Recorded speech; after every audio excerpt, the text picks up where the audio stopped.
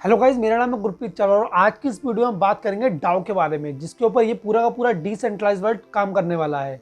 तो डाओ की full form होती है डिसेंट्रलाइज ऑटोनोमस ऑर्गेनाइजेशन। इस पूरे वर्ड को हम ब्रेक डाउन करके समझते हैं कि एक ऐसी चीज जिसमें किसी भी सेंट्रल अथॉरिटी का कोई भी कंट्रोल ना हो। दूसरा वर्ड ऑटोनोमस, मतलब कि एक ऐसी चीज जो अपने आप हो रही है, उसे कोई भी रन नहीं कर रहा है।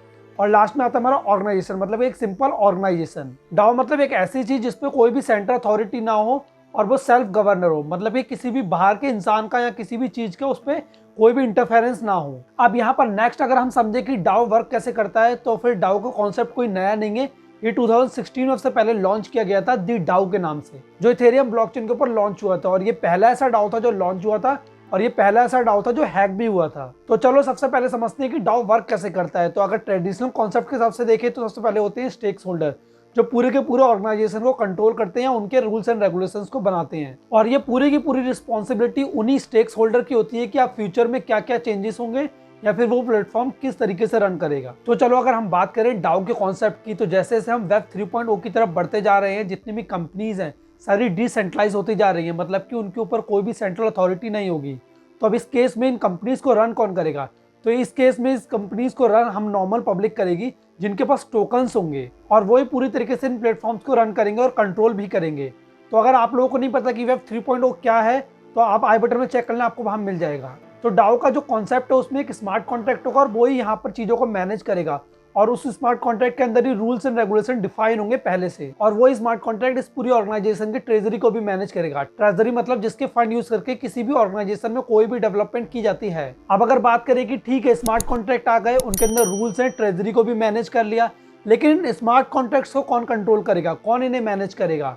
तो उसे करेगी नॉर्मल पब्लिक, जनरल पब्लिक। जैसा कि अगर हम बात करें इन सेंट्रलाइज्ड ऑर्गेनाइजेशंस की, तो उसमें पूरी की पूरी वोटिंग पावर किसी भी कंपनी के फाउंडर या फिर उसके को फाउंडर या फिर बोर्ड ऑफ डायरेक्टर्स के पास होती है। लेकिन इस डिसेंट्रलाइज्ड वर्ल्ड में वैसा नहीं होगा। पूरी की पूरी पावर एक पूरे कम्युनिटी के पास होगी। जैसा कि अगर मैं आप लोगों को एक आइडिया दूं, तो आप लोगों के पास अगर वोटर आईडी कार्ड है तो आप वोट डाल सकते हो और अपने मन चाहे लीडर को जिता सकते हो। उसी तरीके से इस डिसेंट्रलाइज्ड वर्ल्ड में भी अगर आप लोगों के पास टोकन्स हैं, जो आप किसी डिसेंट्रलाइज्ड एक्सचेंज या फिर सेंट्रलाइज्ड एक्सचेंज से परचेज करके होल्ड करते हो, तो आप उस वोटिंग में पार्टिसिपेट कर सकते हो। अगर आपको लगता है कि उस प्रोटोकॉल में कुछ चेंजेस होने हैं, तो आप खुद का प्रपोजल भी प्रपोज कर सकते हो, और बाकी की जो कम्युनिटी होगी वो उस प्रपोजल पे वोट करेगी। अगर उन्हें वो प्रपोजल अच्छा लगता है तो आपका प्रपोजल पास हो जाएगा, नहीं तो आपका प्रपोजल फेल हो जाएगा। कुछ डाओ प्रोजेक्ट से अगर मैं आप लोगों को एग्जांपल दूं, तो पहला हो गया the DAO, maker DAO, Gitcoin, Aragon, Dash. ये कुछ क्रिप्टो प्रोजेक्ट्स हैं जो यहाँ पर डाओ को यूज करते हैं। अब बात करते हैं डाओ के कुछ एडवांटेज और डिसएडवांटेज के बारे में। तो सबसे पहला एडवांटेज जो है कि डाओ ट्रस्टलेस है, मतलब कि आपको किसी भी अथॉरिटी को ट्रस्ट करने की जरूरत नहीं, क्योंकि ये डिसेंट्रलाइज्ड है।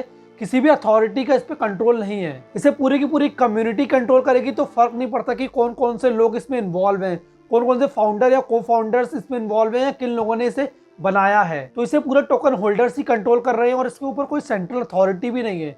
तो ट्रेडिशनल ऑर्गेनाइजेशन की तरह इसे कोई शट डाउन भी नहीं कर सकता। और सबसे अच्छी बात डाओ की ये है कि उसके जो कोड है वो ओपन सोर्स है, पूरे के पूरे ट्रांसपेरेंट है। आप कोई भी प्रोटोकॉल या फिर रूल्स एंड रेगुलेशन पढ़ सकते हो। अगर आपको लगता है कि उनमें कुछ चेंजेस होने हैं, तो आप अपना खुद का प्रपोजल डाल सकते हो और बाकी कम्युनिटी उस पर वोट करके उसे पास या फिर डिनाई कर सकती है। चलो अब बात करते हैं इसके कुछ निगेटिव पॉइंट्स की या फिर इसके कुछ डिसएडवांटेज की। तो ऑल्दो ये डिसेंट्रलाइज्ड है, लेकिन ऐसा नहीं है, क्योंकि इसे कंट्रोल करने के लिए टोकन्स की जरूरत पड़ती है। और मेजरली जो टोकन्स है वो बड़ी बड़ी ऑर्गेनाइजेशंस के पास हैं, क्योंकि स्टार्टिंग में जब ये कंपनी छोटी होती हैं, तो इन्हें रन करने के लिए बहुत सारे स्टार्टिंग में फंड्स की जरूरत पड़ती है। तो बड़े बड़े वीसीज इन टोकन्स को काफी सस्ते में खरीद लेते हैं और बाद में ये टोकन्स हमें काफी महंगे मिलते हैं। तो हम ज्यादा क्वांटिटी में इन टोकन्स को खरीद नहीं पाते, और मेजरली ये टोकन्स उन वीसी या फिर उन ऑर्गेनाइजेशंस के पास होते हैं और सारा कंट्रोल उन लोगों के पास चला जाता है। और दूसरा डिसएडवांटेज ये है कि इसके सारे कोड ट्रांसपेरेंट है, कोई भी उन्हें पढ़ सकता है। तो हैकर्स बहुत इजीली इन कोड्स को हैक कर सकते हैं, जो कि हुआ था दी डाओ के साथ। तो ये थी पूरी की पूरी कहानी दी डाओ की, और इसी तरीके से हमारी फ्यूचर की ऑर्गेनाइजेशंस भी रन होने वाली हैं।